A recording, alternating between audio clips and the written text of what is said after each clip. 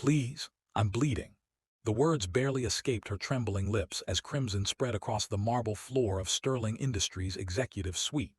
But when the billionaire CEO saw the birthmark on her wrist, the same intricate pattern he'd been searching for 23 years, everything he thought he knew about his empire was about to shatter.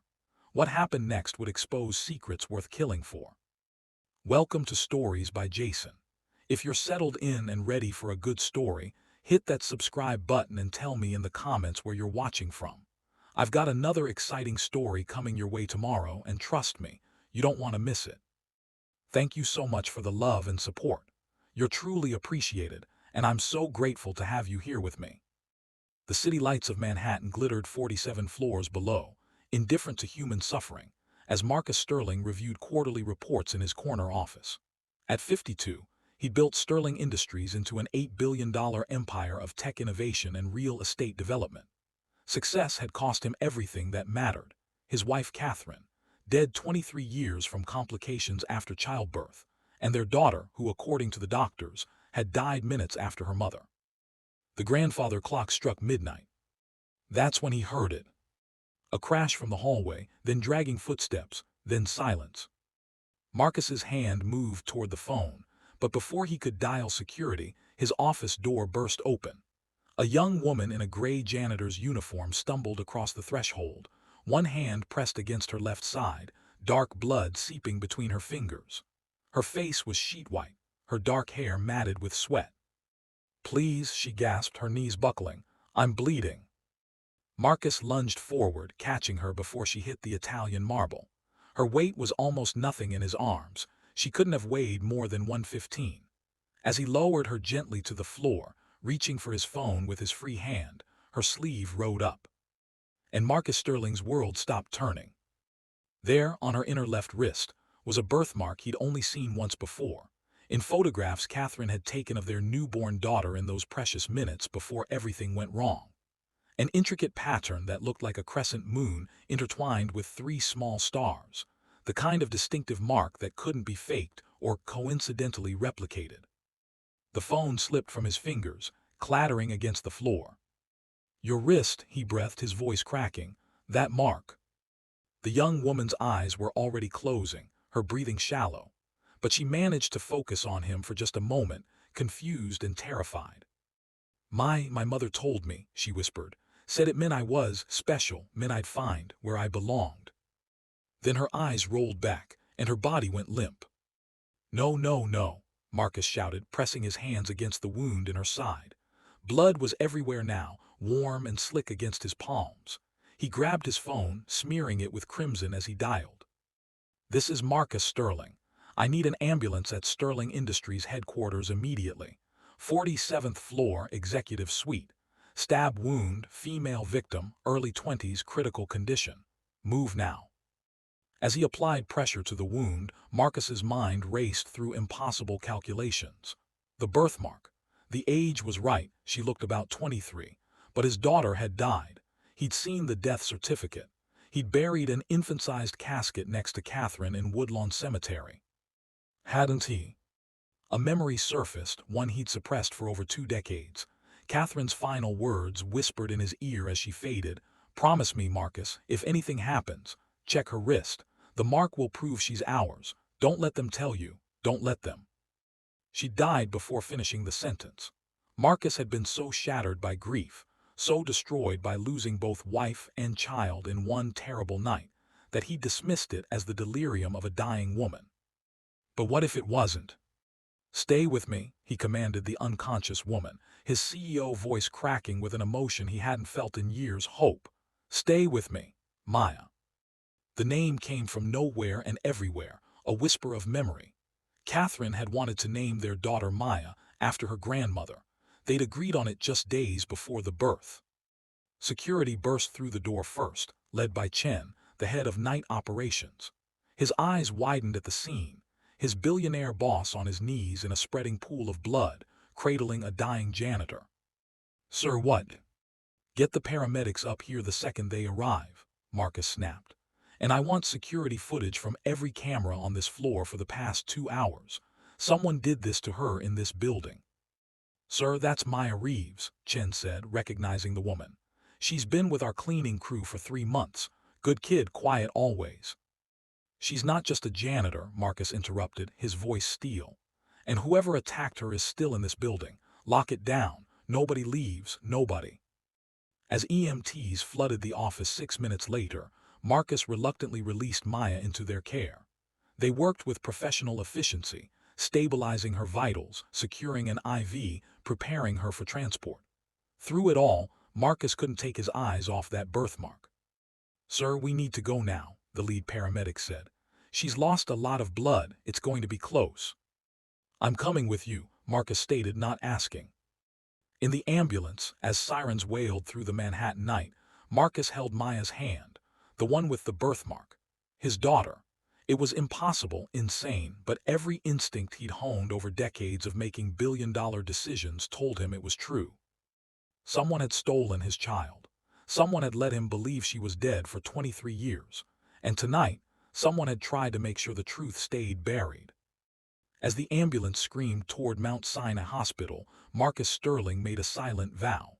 Whoever had done this would pay. But first, he had to make sure his daughter survived the night. The EMT's words cut through his thoughts like ice. "BP dropping. We're losing her." Marcus squeezed her hand tighter. "Fight," he whispered. "Fight, Maya. I just found you. I'm not losing you again." The surgical waiting room at Mount Sinai Hospital had hosted Marcus Sterling before, for charity galas, foundation meetings, donor events. Never like this.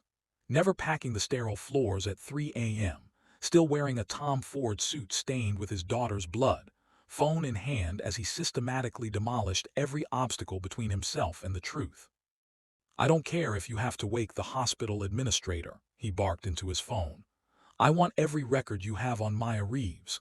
Employment application, emergency contacts, previous addresses, medical history, everything. And get me David Chen from legal. Now." His assistant, Patricia, knew better than to question the edge in his voice. "Sir, I'm also seeing the security alert. The building is on lockdown." "Someone stabbed a woman in my building tonight, Patricia. Until I know who and why, nobody leaves." He paused, his voice dropping to something dangerous. "And get me Richard Ashford. I don't care that it's 3 a.m. Tell him I need to see him immediately." Richard Ashford. His CFO, his right hand for 15 years, the man who'd been his late partner David's best friend, the one who'd stood beside Marcus at Catherine's funeral and helped him through the darkest days. If anyone had access to the company's deepest secrets, it was Richard. The surgery doors finally opened at 4:17 a.m. The surgeon, Dr. Yamamoto, looked exhausted but cautiously optimistic. "Mr. Sterling, the patient is stable. The knife punctured her spleen and she lost approximately 40% of her blood volume. Another 10 minutes and..." She shook her head. "You saved her life by getting her here when you did." Marcus exhaled for what felt like the first time in hours. "When can I see her?" "She's in recovery, still unconscious.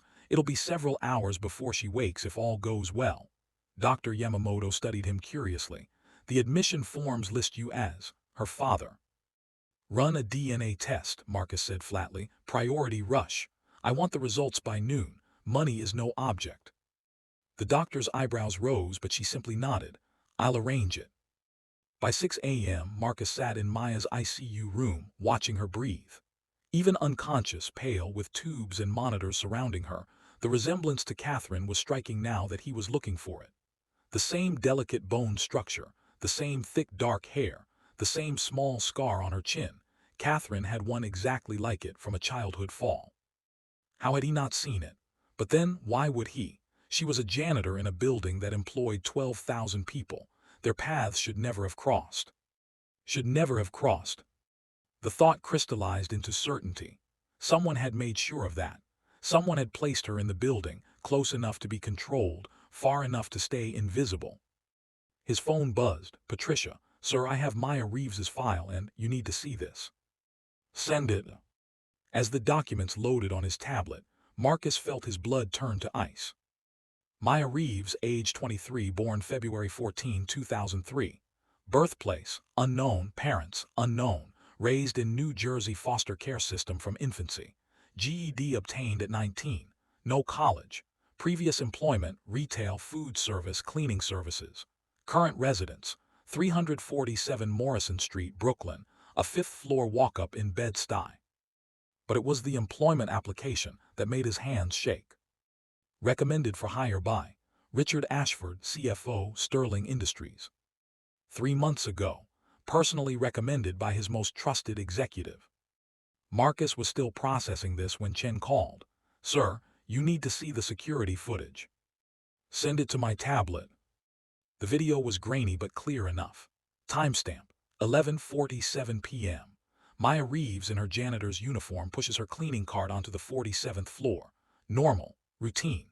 Then at 11:51 p.m. a figure in a dark coat emerges from the stairwell, face hidden, movements deliberate. The figure approaches Maya from behind. There's a brief struggle. Then Maya runs, leaving her cart, heading toward Marcus's office while the figure pursues. The next camera catches them both disappearing toward the executive suite. No cameras inside. Marcus had insisted on privacy for that area. "Chen, who is that?" "Can't tell, sir. They knew where the cameras were, kept their face hidden, but..." Chen's voice dropped. "They had an executive-level keycard. That's the only way to access the 47th floor stairwell after hours. Only 23 people in the entire company had executive-level access. Richard Ashford was one of them." At 7:30 a.m., Richard arrived at the hospital, impeccably dressed despite the hour, his silver hair perfectly styled, concern etched on his aristocratic features. "Marcus, my God," Patricia said, "there was an emergency. Are you all right? You're covered in, is that blood?" "Sit down, Richard." Something in Marcus's tone made the CFO's eyes narrow, but he sat in the visitor's chair. "What's going on? Tell me about Maya Reeves." The flicker was almost imperceptible, a micro-expression of surprise before Richard's face smoothed into confusion. "Who?" "The woman you personally recommended for our cleaning crew 3 months ago. The one who was stabbed in my building last night. The one currently fighting for her life in this room." Marcus leaned forward. "The one with a birthmark on her left wrist that's identical to the one my daughter had when she was born." Richard's face drained of color, not the pale of surprise, the pale of being caught. "Marcus, I don't know what you think." "I think," Marcus interrupted, his voice like a blade, "that I've been asking the wrong questions for 23 years. I think someone convinced me my daughter died when she didn't. I think someone has been hiding her, watching her, controlling her. And I think when she got too close to the truth, maybe when she started working in my building, that same someone decided she needed to be silenced." Richard stood abruptly. "This is insane. You're in shock. Your daughter died, Marcus, we both know that. I was at the hospital that night, remember? I saw." "What did you see, Richard?" Marcus rose too, and despite being 3 inches shorter, he seemed to tower. "Did you see her body? Because I didn't. I was with Catherine when she died.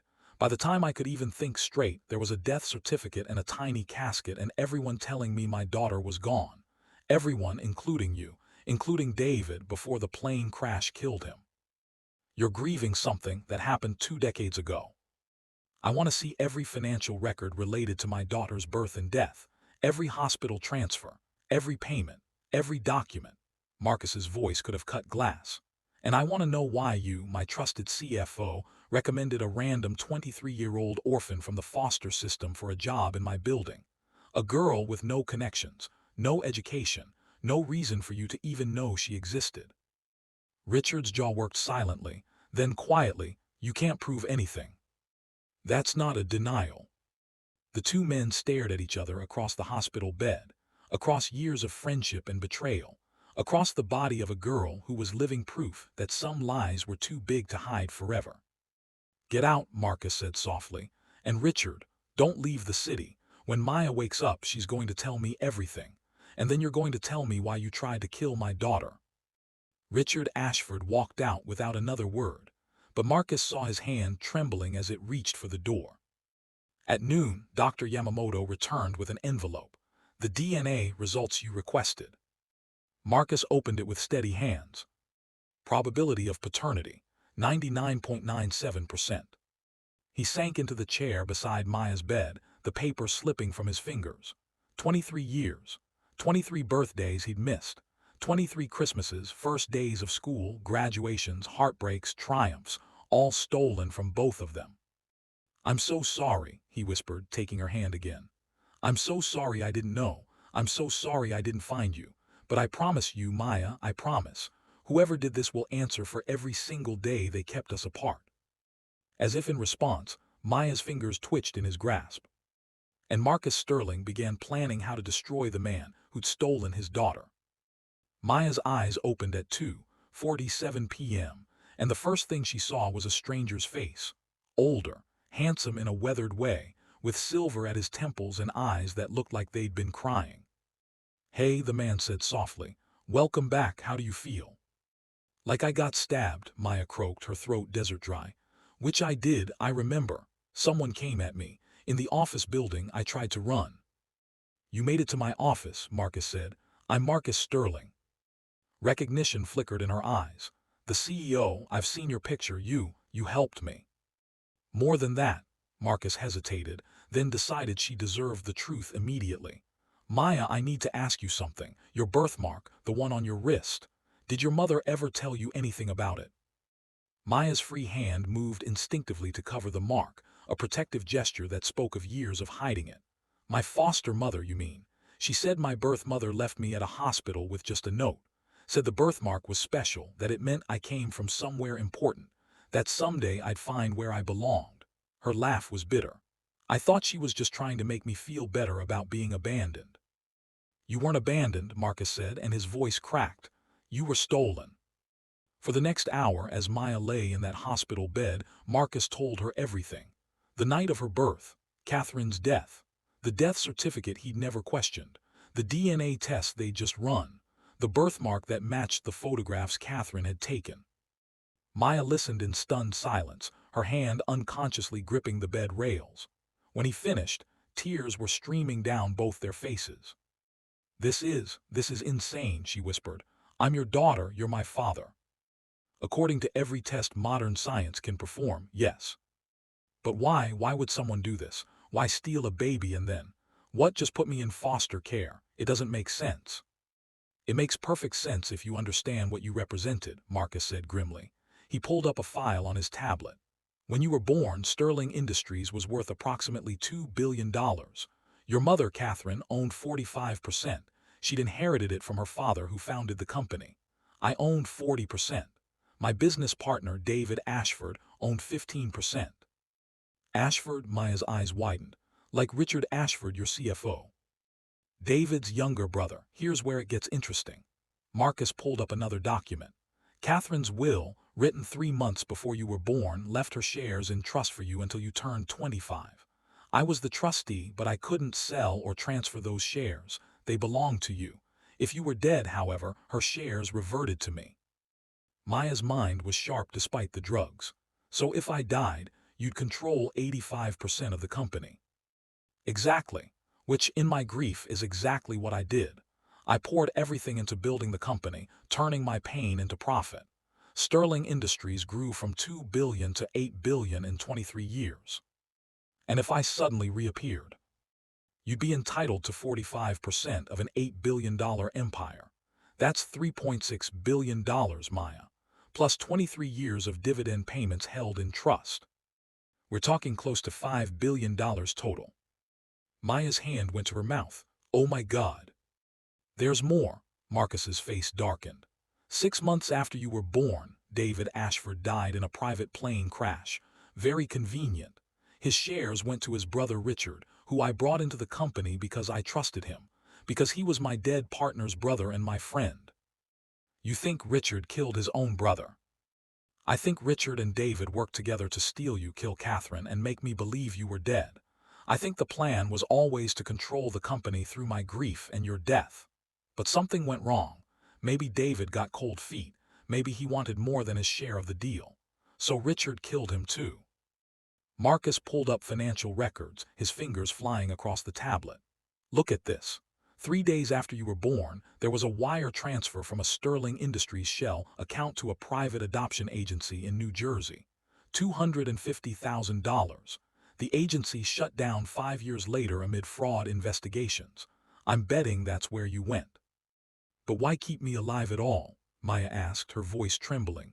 "If I was such a threat, why not just She couldn't finish the sentence. Because killing a newborn leaves evidence, Marcus said quietly. Medical examiners, investigations, too many questions.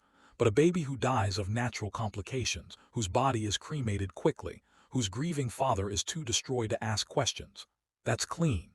They probably had a dead infant from somewhere else, maybe from that same adoption agency. A baby who actually died of natural causes. They switched you, gave me the death certificate, and counted on my grief to keep me from digging deeper.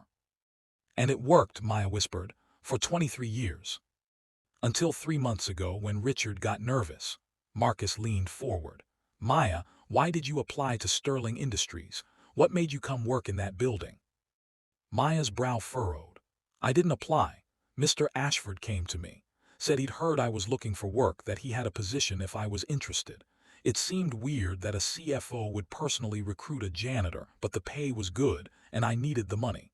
I'm taking online classes trying to get my degree. Richard came to you, Marcus repeated slowly. Not the other way around. Why would he do that unless? The realization hit them both simultaneously. He wanted to keep tabs on me, Maya breathed. He knew I was alive. He's probably always known. Maybe someone saw me, recognized the birthmark, started asking questions. Or maybe I looked too much like my mother as I got older. So he brought me close where he could watch me, control me, make sure I never got close enough to you to trigger recognition. But something changed, Marcus said. Something spooked him badly enough to try to kill you last night. What happened? Did someone see the birthmark? Did you tell someone about it? Maya's eyes went wide. The medical screening. All new employees have to do a health check. The nurse saw my wrist, made a comment about how unusual the birthmark was. Said it looked like something she'd seen in a medical journal once, about identifying genetic markers in wealthy families. I didn't think anything of it, but the nurse might have mentioned it to someone, maybe even Richard himself. Marcus's hands clenched into fists. He realized it was only a matter of time before someone made the connection, before someone told me about the new janitor with Catherine's birthmark and our daughter's face. So he decided to eliminate the problem, Maya finished. My God, he's been controlling your life for 23 years through a lie, through my supposed death. Marcus stood, packing the small room like a caged panther. I've been making Richard Ashford rich this entire time. Every decision I made, every expansion, every acquisition, I consulted him, trusted him. He's the second most powerful person in my company, and it was built on the grave of a daughter he stole from me. What are we going to do? Maya asked. Do we go to the police? With what evidence? A birthmark and a DNA test. He'll claim the DNA test is fabricated, that you're a con artist, that I'm being manipulated in my grief. Marcus shook his head. No, we need a confession. We need him to admit what he did. How do we get that? Marcus smiled, and it wasn't a pleasant expression. By giving him exactly what he's feared for 23 years, by bringing you back from the dead, publicly, dramatically, at tomorrow's board meeting. Tomorrow, but I'm in a hospital bed. I was just stabbed. Which makes it even more powerful. My long-lost daughter, nearly murdered by the man who stole her as an infant, rising from a hospital bed to claim her birthright. Marcus's eyes gleamed. I'll have my legal team draw up the papers tonight. DNA evidence, Catherine's will, the birth records. By the time we walk into that boardroom, every board member will know the truth. And Richard will know his 23-year secret is about to destroy him. He might run, Maya pointed out. He can't. I had Chin lock down all his accounts this morning, claimed we were doing a routine financial audit. He's trapped, and trapped animals make mistakes. Maya studied the man who was apparently her father, this billionaire CEO with calculated fury in his eyes and blood still staining his sleeves. You're going to destroy him. Yes, Marcus said simply. I'm going to destroy him the way he tried to destroy us, with the truth. I want to be there, Maya said firmly. When you confront him, when he realizes he failed, I want to see his face. Marcus looked at his daughter, really looked at her. She had Catherine's beauty, but there was something else there too. A core of steel forged in foster homes and struggle, a strength that came from surviving without privilege or protection. You'll be there, he promised, right beside me, where you should have been all along. As night fell over Manhattan, Marcus Sterling and Maya Reeves began planning the downfall of the man who'd stolen 23 years from both of them. By morning, Richard Ashford's empire would crumble. But first, they had to survive the night. At 11 p.m., as Marcus was reviewing legal documents with his team via video conference in Maya's hospital room, Chen called with an urgent update. "Sir, we have a problem. Richard Ashford was just seen entering the hospital through the emergency entrance. He's on his way to the ICU floor." Marcus's blood ran cold. "Get security up here, now." He moved to Maya's bedside, his body positioned between her and the door. "Maya, stay calm. Security is coming." "He's here to finish what he started," Maya said, her voice surprisingly steady. "Isn't he?" "Not while I'm breathing." The door opened. Richard Ashford stood in the doorway, and for the first time in 15 years, Marcus saw the man behind the mask. Not his trusted CFO, not his dead partner's brother. A killer who'd spent 23 years living a lie. "Richard," Marcus said quietly, "I was hoping you'd be smarter than this." "I couldn't let it end this way," Richard said. His hand emerged from his coat pocket holding a syringe. "After everything I've built, everything I've sacrificed, I won't let some girl with a birthmark take it all away." "Guards!" Marcus shouted, but Richard was already moving, faster than his 60 years should have allowed. Marcus lunged to intercept, and the two men crashed together in front of Maya's bed. Maya screamed as they struggled, the syringe falling and skittering across the floor. Hospital security burst through the door just as Marcus landed a punch that sent Richard sprawling. "Restrain him," Marcus ordered. "And someone get that syringe tested. I want to know what he planned to inject her with." As security guards hauled Richard to his feet, the CFO's perfect composure finally cracked. "You don't understand," he snarled. "David and I built this company. We did the work. Catherine just inherited it, and you were just the pretty face she married. We deserved more than 15%. "So you killed her," Marcus said, his voice deadly calm. "Admit it, Richard." "She was supposed to just die in childbirth," Richard shouted, struggling against the guards. "Natural causes, tragic, clean. But she kept fighting, kept holding on. So David did what needed to be done. He injected something into her IV when the nurses weren't looking. Made her heart stop." The room fell silent, except for Maya's sharp intake of breath. "And then you stole their daughter," Marcus continued. "My daughter." "David handled the baby," Richard spat. "Paid off a nurse, paid off the coroner, paid off the adoption agency. We even had a real dead infant to show you if you'd asked. Some crack baby who died the same night in the NICU. But you were so destroyed by Catherine's death, you never questioned anything. Never looked at the death certificate. Never asked to see the body." "Because I trusted you," Marcus said. "Because you were my friend." "David was your friend," Richard corrected. "I was the one who deserved to be CEO. I was smarter, more ruthless, better qualified. But David was ready to confess, ready to throw it all away because he felt guilty about the baby. So I made sure his plane had mechanical problems on the way to that conference in Chicago." "You killed your own brother." "I killed a liability," Richard said flatly, "just like I was going to kill her." He jerked his chin toward Maya. "When that idiot nurse mentioned the birthmark, I knew it was only a matter of time. So I waited until she was alone on your floor and tried to end it quietly. But she ran, made it to your office, and now look, 23 years of planning destroyed because of one careless mistake." "Not one mistake," Marcus said. 23 years of them. Every day you lied. Every day you stole from us. Every day you let me grieve a daughter who was alive." "She was better off in foster care," Richard sneered. "What kind of life would she have had here? You would have smothered her, ruined her, turned her into another spoiled heiress. At least I gave her a chance to be normal." "You gave her nothing," Maya said, speaking for the first time. Her voice shook with fury. "You stole my mother. You stole my father. You stole my entire life and called it a gift.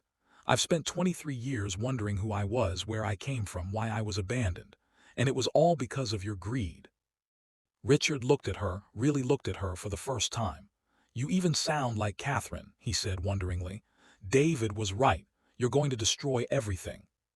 "No," Maya said. "You already did that. We're just going to make sure everyone knows it." As the police arrived to take Richard Ashford into custody, he laughed, a broken, bitter sound. You think this is over. You think the board will just accept her. She's nobody, Marcus. A foster kid with a GED and a convenient birthmark. They'll eat her alive. Then they'll have to go through me first, Marcus said. And Richard, the company you thought you deserved, I'm giving it to her, all of it. Every share I control goes into her name the day she turns 25. You didn't just lose. You lost to the daughter you tried to erase. As the police led Richard away, still ranting about injustice and stolen opportunities, Marcus sank into the chair beside Maya's bed. His hands were shaking. Is it really over? Maya asked quietly. The confession was recorded, Marcus assured her. Every word. Chen had the room wired the moment Richard entered the building. Between that and the syringe, which I'm betting will test positive for some kind of poison, he'll spend the rest of his life in prison. Good, Maya said fiercely, then softer. What happens now to us, I mean? Marcus looked at his daughter, this brave, brilliant young woman who'd survived alone for 23 years and emerged strong instead of broken. Now we have 23 years of lost time to make up for. But we have time, Maya. We finally have time. Outside the window, dawn was breaking over Manhattan. A new day, a new beginning. And somewhere in the city, a grave in Woodlawn Cemetery held an empty casket that would finally be removed, replaced by a marker telling the truth. Catherine Sterling, beloved wife and mother, survived by her daughter Maya. The lie was over, the truth had won. But the real work of becoming a family, of healing, of justice, was only beginning. The Sterling Industries boardroom on the 50th floor could seat 30 people comfortably. This morning, it held 27 board members, a dozen lawyers, 5 police officers, and 2 FBI agents. At the head of the table, Marcus Sterling stood in a fresh suit, every inch the billionaire CEO. Beside him, in a wheelchair because she'd checked herself out of the hospital against medical advice, sat Maya Reeves. Or rather, Maya Sterling. The DNA results were projected on the massive screen behind them. Below that, Catherine Sterling's will. Below that, the birth certificate that had been hidden for 23 years. And below that, the recorded confession of Richard Ashford, currently being held without bail on charges of conspiracy, kidnapping, 2 counts of murder, and attempted murder. The board members sat in stunned silence. Some had known Marcus for decades. All of them had trusted Richard. Ladies and gentlemen, Marcus began, his voice carrying the weight of command earned over 15 years of leadership. I'm sure you all have questions. I'll answer them. But first, I need you to understand what happened 23 years ago and why it matters today. For the next hour, he laid it out, every detail. The conspiracy between David and Richard Ashford, Catherine's murder, Maya's kidnapping and the forged death certificate, the wire transfer to the adoption agency, the plane crash that killed David, Richard's 23 years of deception, and finally the attempted murder 3 nights ago. When he finished, the silence was deafening. Finally, Margaret Chen, the longest-serving board member and one of Catherine's oldest friends, spoke. Marcus, we believe you. The evidence is overwhelming, but what are you proposing? I'm proposing, Marcus said, that we correct a 23-year-old injustice. Maya Sterling is Catherine's daughter and my heir. According to Catherine's will, she is entitled to 45% of Sterling Industries shares currently held in trust. I'm requesting the board vote to transfer those shares to her immediately. She's 23 years old, another board member objected. No offense to Miss Sterling, but she has no experience, no education in business, no privilege, Maya interrupted, speaking for the first time. 27 pairs of eyes turned to her. You're right. I don't have an MBA from Harvard. I don't have a network of wealthy friends and family connections. What I have is 23 years of experience surviving in a world that didn't hand me anything.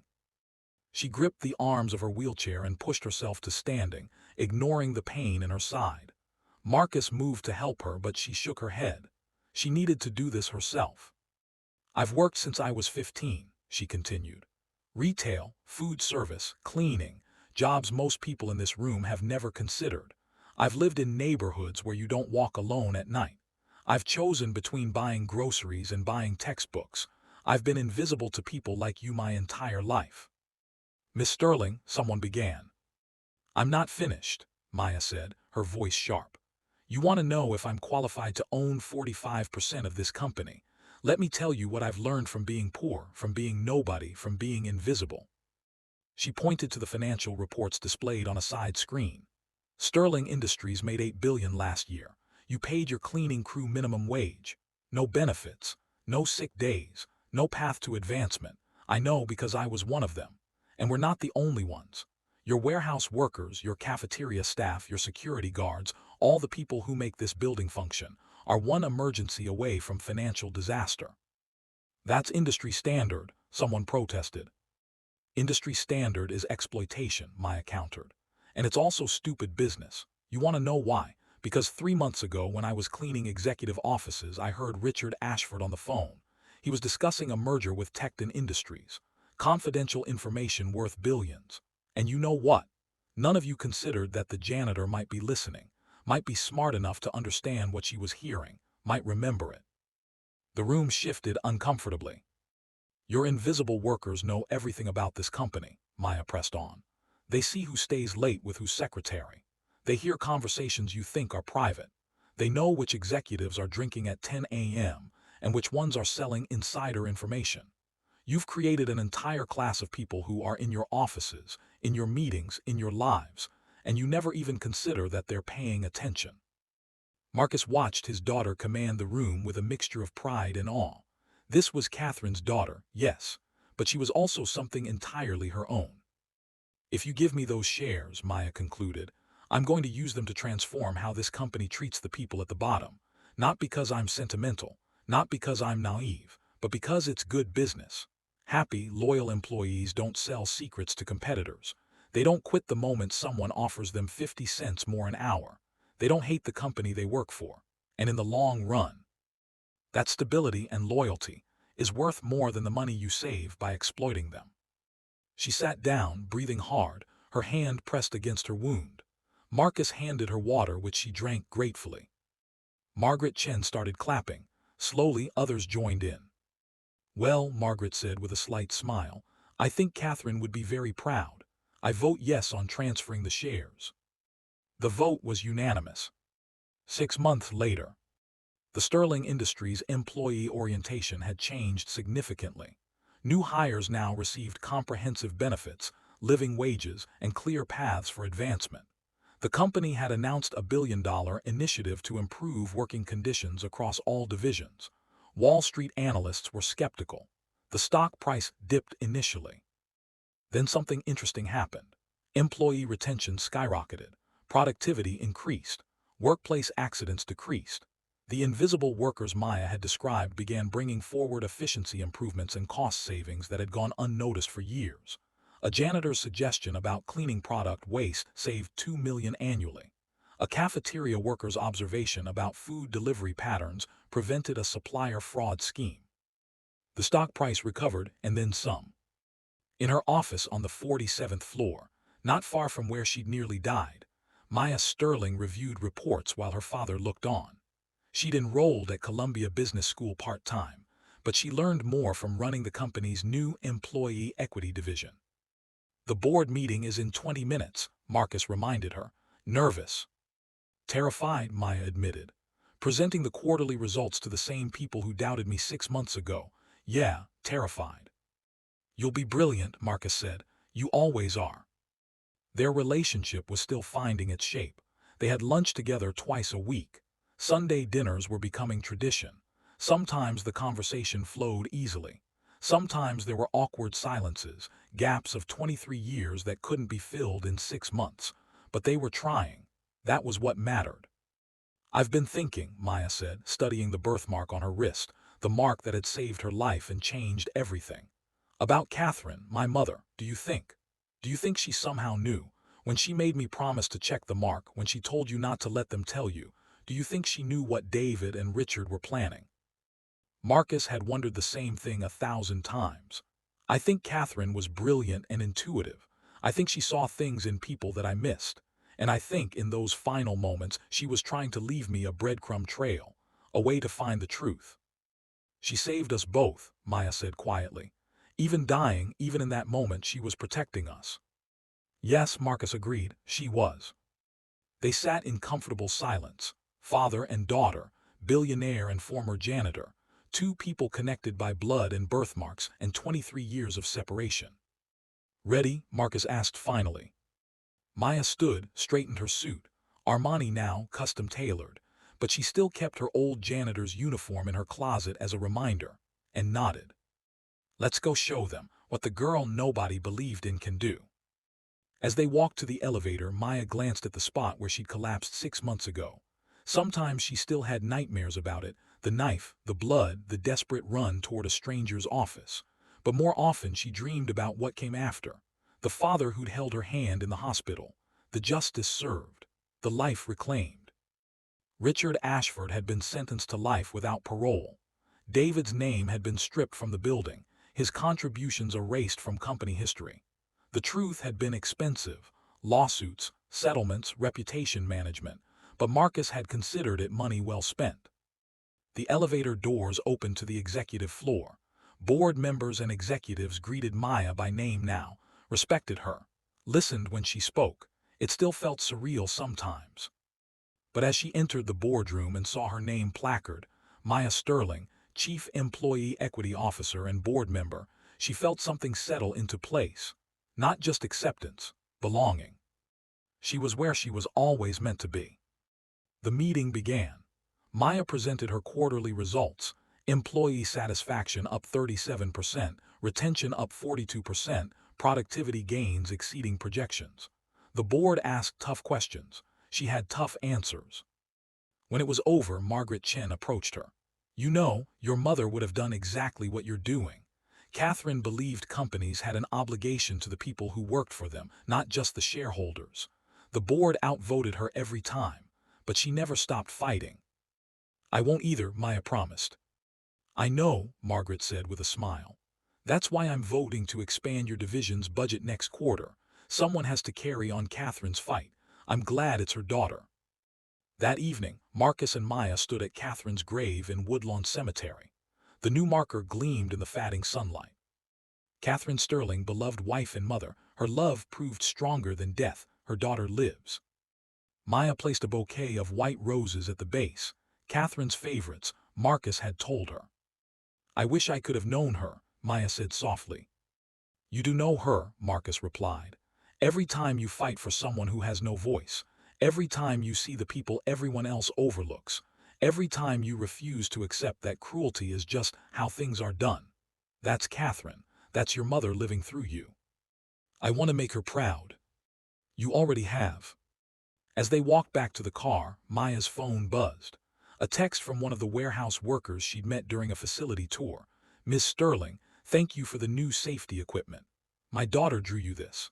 Attached was a child's crayon drawing of a woman in a cape labeled "Maya the Hero." Maya showed it to Marcus, who laughed.